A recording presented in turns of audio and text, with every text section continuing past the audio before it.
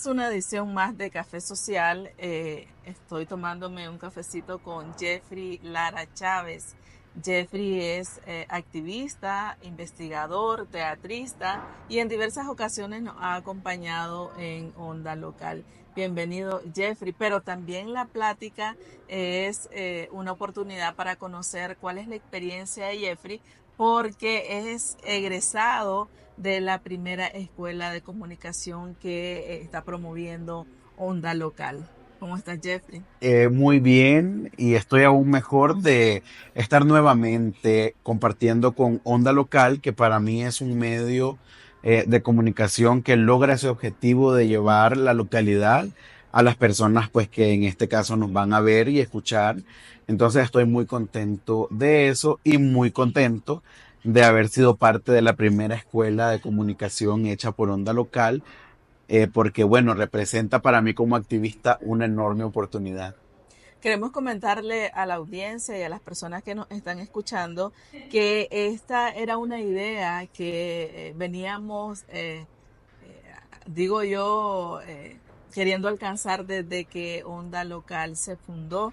Teníamos como objetivo crear una escuela donde compartiéramos todos los aprendizajes que hemos tenido a lo largo de los 24 años que ha significado Onda Local. Y por eso en esta ocasión yo digo que siempre las buenas ideas, las buenas iniciativas hay que materializarlas. Y a lo largo de los años, pues logramos conseguir que funcionara y que la escuela tuviera su primera edición. Participaron jóvenes activistas, participaron personas defensoras de derechos humanos, también habían periodistas, también habían aficionados de la comunicación y personas que de algún modo siempre están haciendo comunicación y siempre están comunicando desde las organizaciones o desde el trabajo que realizan. Jeffrey, contanos cuál fue tu experiencia, qué expectativas tenías, cómo fue ese proceso de aprendizaje. Para mí la escuela fue un espacio único porque como activistas entendemos que la comunicación es la principal herramienta para lo que hacemos desde el activismo. Porque justamente los activistas y las activistas buscamos comunicar nuestras ideas. Por esa razón, yo ya había hecho comunicación en algunos espacios, pero yo decía una comunicación del momento, como hay que producir algo, entonces era ya con guiones establecidos. Entonces, la expectativa que yo tenía era aprender a hacer comunicación desde cero, es decir, desde planificar mis temas, hacer un guión, revisar el tema de, por ejemplo, el lenguaje que no sea violento o que incluya a todas las personas. Entonces la escuela para mí alcanzó esa expectativa y la superó porque yo en efecto aprendí a hacer esto como de planificar un tema, escogerlo, pensar cómo va a funcionar a nivel comunicacional y ya no solo planificarlo, sino llevarlo a la práctica, porque pues, en mi caso ya grabé la primera edición de mi podcast que surgió como idea de la escuela. Entonces para mí fue muy, muy interesante esto de aprender a hacer la comunicación, no solo que me den el guión y yo decirlo, sino yo planificarlo. Y con sentido como lo logró la escuela a través de los módulos, fuimos aprendiendo a planificarlo, a pensarlo bien y llevar una comunicación de calidad a las personas que nos oyen. Y a propósito de los módulos que se desarrollaron, Jeffrey, comentarles que tuvimos toda una discusión sobre el derecho a la libertad de expresión y el ejercicio de la libertad de expresión y cuáles son los límites de esa libertad de expresión. Discutimos también sobre la situación de la libertad de prensa que existe en Nicaragua y en varias partes de América Latina y de Centroamérica sobre todo. Discutimos sobre formatos, comunicar ideas, en qué formato se nos viene mejor comunicarnos, quizá a vos, hacer un reportaje sería más interesante. A otras personas les pareció más interesante hacer artículos de opinión, pero la idea es como darle estas herramientas para que ustedes puedan mejorar esa comunicación que ya hacen, que es valiosísima para el país y que ustedes como activistas, como investigadores, pues puedan tener estas herramientas. Comentarte durante todo este desarrollo de estos módulos, ¿qué fue lo más interesante? ¿Qué aspectos vos destacarías? Bueno, yo creo que cada módulo fue bien pensado y llevaba creo yo, un contenido que nos regaló grandes cosas. Por ejemplo, en el módulo de libertad de expresión, al ser yo un activista, soy de los que defiendo la libertad de expresión en todo lo que cabe dentro de eso. Pero conocer los límites fue muy interesante porque, bueno, sabemos que la libertad en general se mueve alrededor de leyes, se mueve alrededor de los colectivos que formamos parte del derecho a la libertad. Entonces, la libertad de expresión también. Entonces, saber que cuando yo haga un artículo de opinión, cuando yo haga mi podcast, no es porque hay derecho a la libertad de expresión, es que, por ejemplo, mi medio va a servir para violentar o para decir, hacer apologías de delitos, por ejemplo, pero como también se ha utilizado desde las políticas y las políticas eh, sí, pienso yo, dictatoriales, totalitaristas, que toman esto de no puedes decir cualquier cosa para entonces, ahora creo una ley que te saque porque estás diciendo algo que a mí no me gusta. Entonces, ¿cómo jugar entre esa comunicación que necesita comunicar, que necesita llevar información a pesar de, pienso yo, cuando están coartando la libertad de expresión? Luego, el tema de una cosa que me pareció interesantísima fue la búsqueda por ejemplo, en Google. Decíamos, ¿qué palabras va a usar que hagan una conexión con lo que se busca en la web, por ejemplo? Porque yo decía, así como lo pienso, lo digo, pero tal vez estoy utilizando un término que al momento de ser buscado en las redes sociales, en las plataformas de búsqueda, no va a salir mi artículo primero. Entonces, también eso me pareció interesante porque claro que como activistas queremos poner nuestro tema en la mesa. Entonces, si yo utilizo palabras que me sacan de la mesa, entonces no transmito lo que quiero.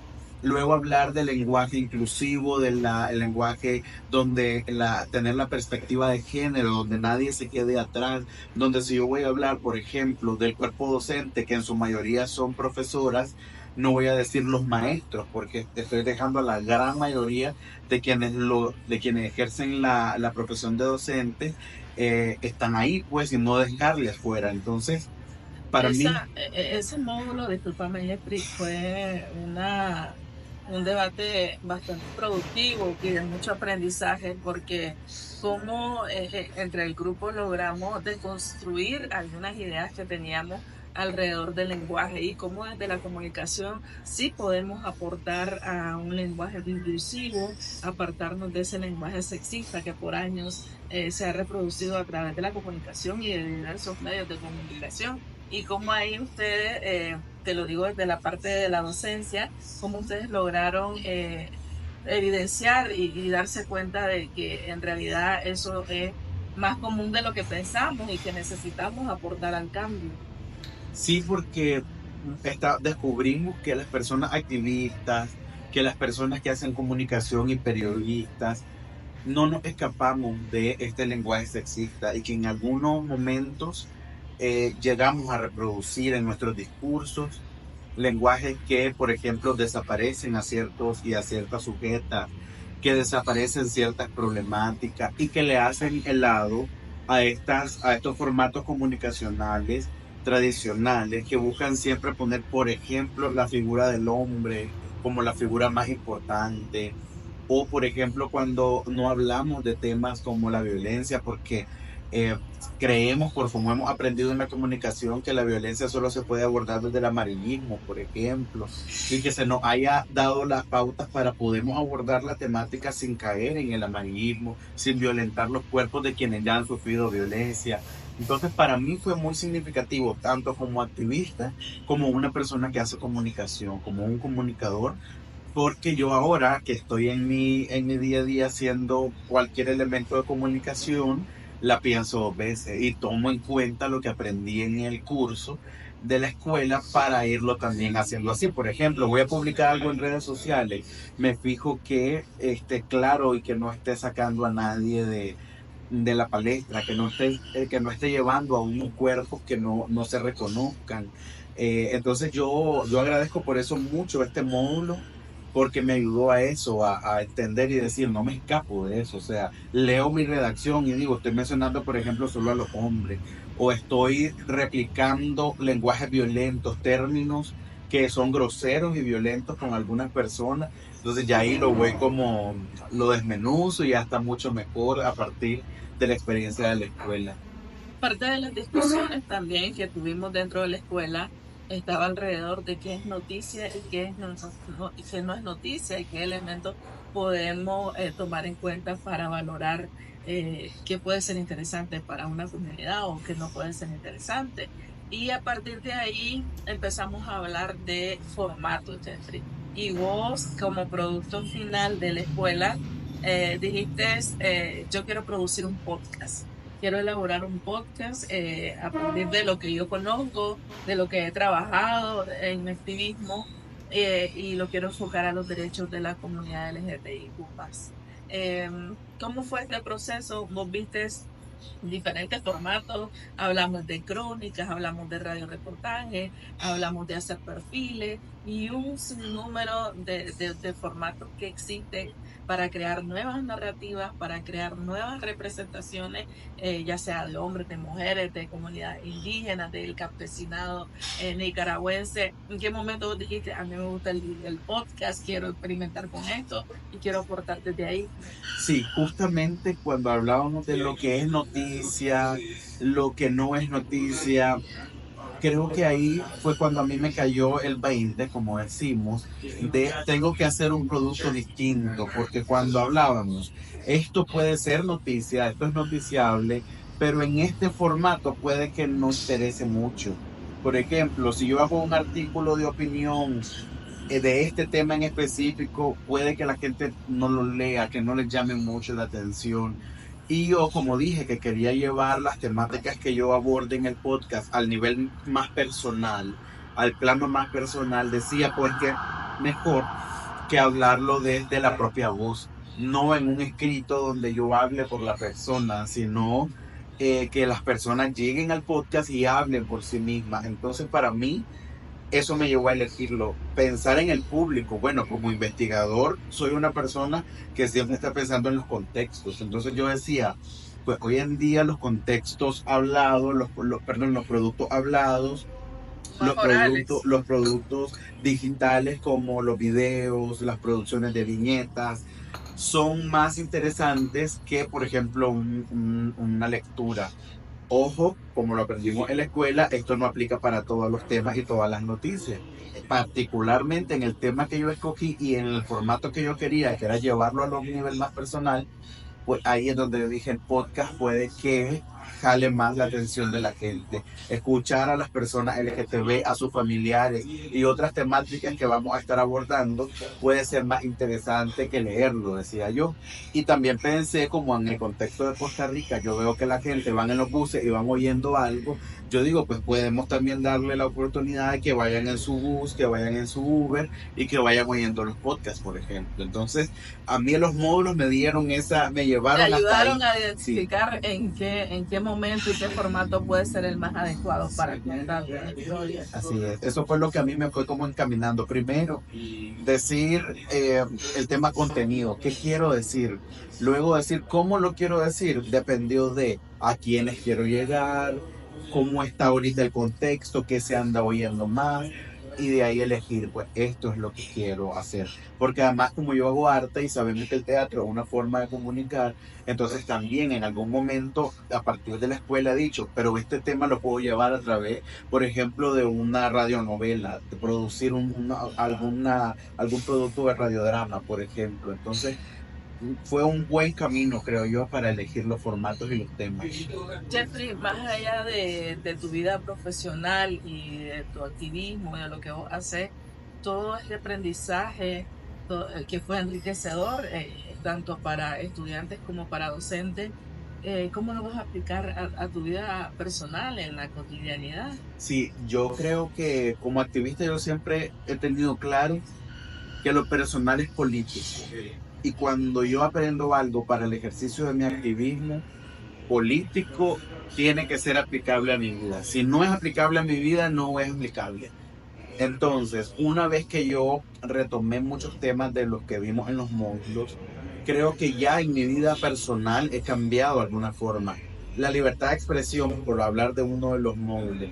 También entender de que aunque no me estén grabando, que aunque no esté publicando, lo que digo es parte de esa libertad de expresión. Es decir, que si yo acuso falsamente a alguien en un escrito, es igual que lo haga de boca en boca. O sea, que yo le diga a un vecino, esta persona hace tal cosa que no hace.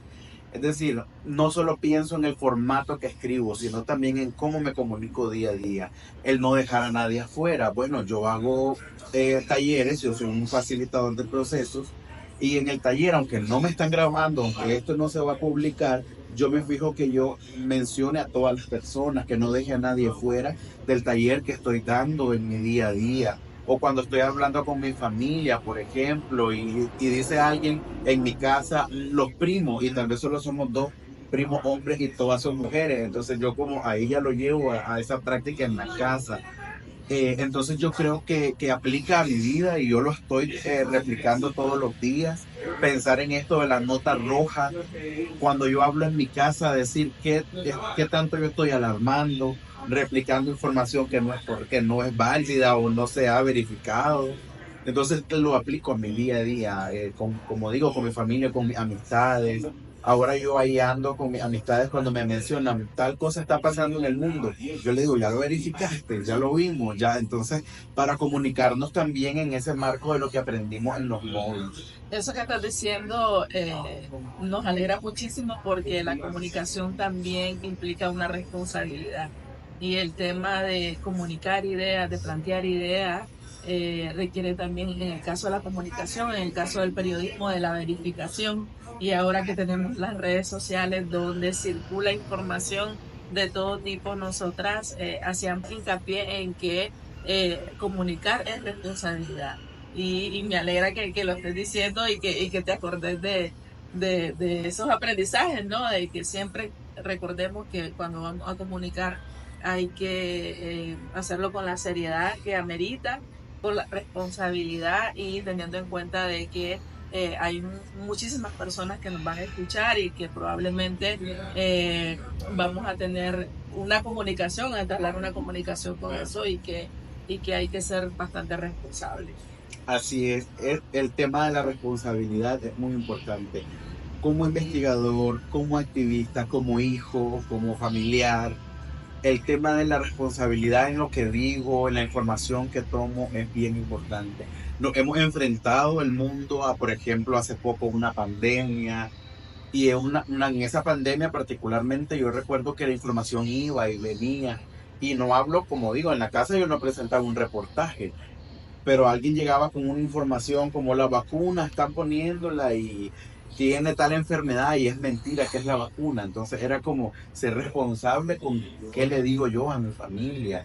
Yo recuerdo gente así teniendo unas prácticas muy peligrosas en nombre de cuidarse de la pandemia, pero era porque la información iba y venía sin, por ejemplo, sin responsabilidad, sin ese filtro de la responsabilidad. Pero también cuando hablo de un montón de temas, si mi familia, por ejemplo, mi hermana, mi prima, me pregunta algo, por ejemplo, sobre método anticonceptivo, yo no le voy a decir cualquier cosa como, es que las pastillas dan cáncer, así como tirar cualquier información al aire, sino, en todo caso, si le voy a dar una información que es apegada a la ciencia, porque tenga una fuente o no voy a alarmar, por ejemplo, en nombre de decir algo, voy a alarmar y ya voy a hacer que la gente salga confundida de un lugar. Entonces, para mí el filtro de la responsabilidad, que fue una enseñanza transversal en todos los módulos, fue muy importante. Sí, sí, sí, sí que sí. Y ahora mismo cuando yo hablaba con mi podcast sobre el tema de cómo asume una mamá a su hijo homosexual y la identidad de su hijo, hablarlo y yo decía cuidar de no replicar estereotipos, de no caer en lenguaje violento, porque la responsabilidad... Las típicas que se ha hecho de la comunidad. Exactamente, cuando hablamos de... Voy a hablar de la comunidad LGTB, entonces voy a hacer un certamen de belleza, no caer en replicar esa forma. Ahora, ¿qué otros productos elaboraron tus compañeras, tus compañeros? Si puedes contarle a la audiencia de Onda Local todo lo que surgió a partir de la escuela. Una cuestión que me pareció importante es que todos los productos fueron muy personales. Me gustó porque nadie dijo, voy a comunicar de un accidente que pasó por mi casa. Todo el mundo habló de temas que nos atravesaban el cuerpo. Sin embargo, en distintos formatos, unos que suenan más noticiosos, como por ejemplo los artículos de opinión, pero que se basaban también en datos oficiales y no oficiales, pero que daban como informaciones claves para entender temas. A mí me gustó mucho la producción de artículos de opinión, pero también me gustó, por ejemplo, el tema de los reportajes, hacer un reportaje escrito sobre las personas emprendedoras, por ejemplo, qué implica. Me parece importante tanto para la sociedad en general como para las personas emprendedoras también, que pueden ver cómo le ha ido a uno o a otro para retomar la experiencia. Entonces, para mí todo lo que se produjo y todos estos formatos, artículos de opinión, de reportajes, mi podcast, creo yo que fueron formatos, están ricos todos, o sea, leerlo está rico porque llevan ese filtro de lo que hablábamos, ¿no? De que la terminología no sea violenta, pero que además sea interesante para quien lo lee. Entonces, yo de hecho les invitaría a que se vayan por ahí a la página de Onda Local a buscarlos porque están sumamente interesantes. Bueno, ya saben, en Onda Local ustedes van a encontrar estos trabajos que ha mencionado Jeffrey. Van a encontrar también su podcast. Hemos acogido el podcast de Jeffrey en la página de Onda Local.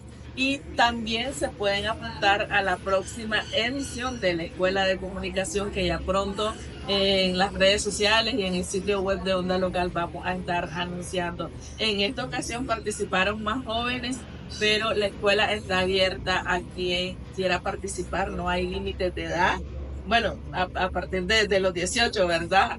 De los 18 años. Si usted es activista, defensor de derechos humanos, si usted le gusta la comunicación, si ha hecho comunicación y quiere mejorar sus habilidades, si quiere conocer cómo funciona este mundo de la comunicación, del periodismo, cómo investigar, cómo hacer pruebas con formato, si está interesado en hacer podcast, apúntese a la Escuela de Comunicación de Onda Local y no se pierda pues de vivir esta experiencia. Muchas gracias Jeffrey por acompañarnos. Cuando te escuchamos desde Onda Local pues sentimos que lo estamos haciendo bien, estamos haciendo un aporte y pues también nos sentimos orgullosas y orgullosos de que las personas se sumen a esta iniciativa que, como te decía, es una vieja idea que teníamos desde cuando Patricio Orozco dirigía Onda Local. Siempre pensamos que Onda Local era una escuela desde el municipalismo, desde lo que habíamos logrado conocer a lo largo de los años, y ese conocimiento pues no queremos que se quede solo en este equipo, sino que queremos compartirlo con las personas que nos escuchan, que son nuestra fuente, con las personas que siempre han estado ahí para nosotras y nosotros. Así que gracias Jeffrey. Invita a la gente, invita a los teatristas, las teatristas, a que puedan sumarse. Creo yo que agradecer a Onda Local tanto por el espacio en la escuela como por este espacio, y mi acto más responsable en este momento sería invitarles a que se unan a la segunda edición, y otra vez reiterar a personas, usted puede ser activista, puede ser artista, pero usted hace comunicación. Entonces, apúntese a la escuela para que pueda solidificar esa comunicación que usted hace, adquirir herramientas como para ser más efectivos y efectivas en esa comunicación. Yo lo recomiendo a muchas personas artistas, yo lo recomiendo a muchas personas investigadoras que en sí no hacemos la comunicación como más formal de producción. Yo les digo, métanse para que le apunten a eso también. Porque, por ejemplo, yo creo en el arte investigativo, el teatro para hacer investigaciones, y pues ahora teniendo herramientas para además la publicación de esta información que recolectamos a través del arte, a través del activismo. Así que yo les invito nuevamente a que se unan a esta escuela, y reiterar el agradecimiento. Onda Local fue, es y será una escuela de comunicación en su forma de ser en sí, y ahora más replicándolo ya persona a cabeza por cabeza, digo yo, para que se multiplique. Gracias Jeffrey, nos vemos en el próximo Café Social.